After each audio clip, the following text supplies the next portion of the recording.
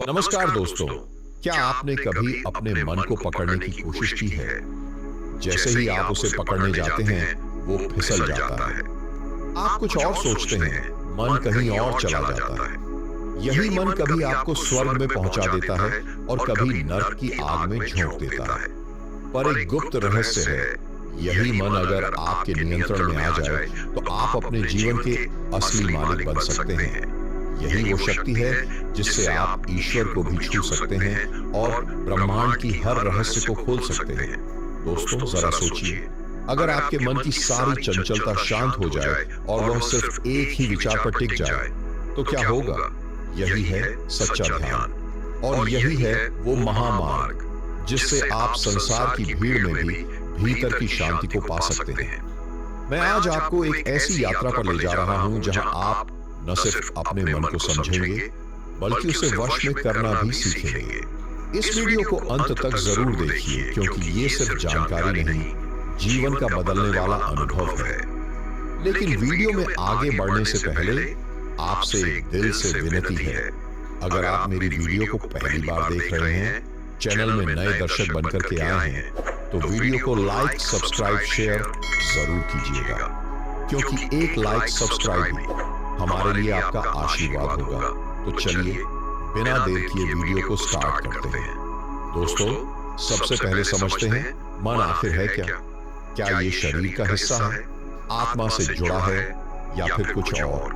ये जानना बेहद जरूरी है, क्योंकि जब तक आप मन की असली पहचान नहीं समझेंगे, तब तक उसे वश में करना केवल कल्पना ही रहेगा।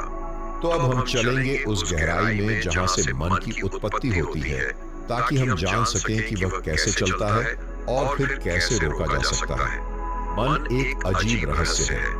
हम हर समय इसके साथ रहते हैं, लेकिन इसे ठीक से जान नहीं पाते। क्या आपने कभी यह सोचा है कि मन आता कहां से है? इसका जन्म कहां होता है?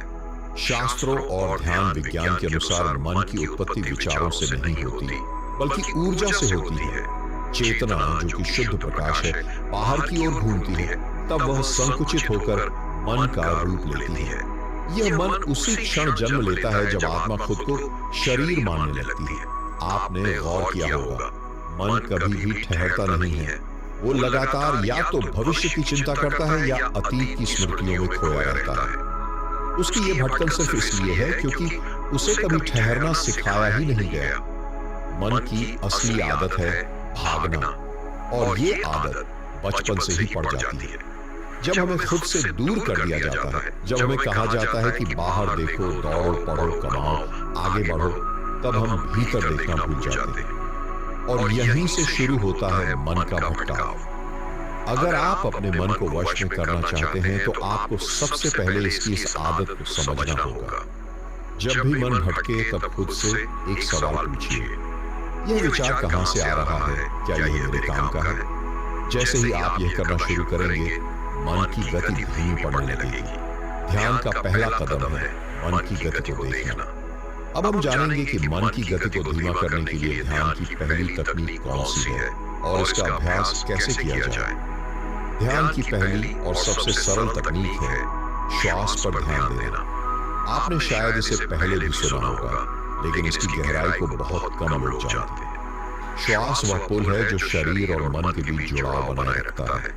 जब मन भागता है, तो श्वास भी अस्थिर हो जाती है, लेकिन जब आप श्वास को स्थिर कर देते हैं, तो मन भी धीरे धीरे शांत होने लगता है। अब सोचिए, आप किसी गहरे जंगल में बैठे हैं जहां कोई शोर नहीं है।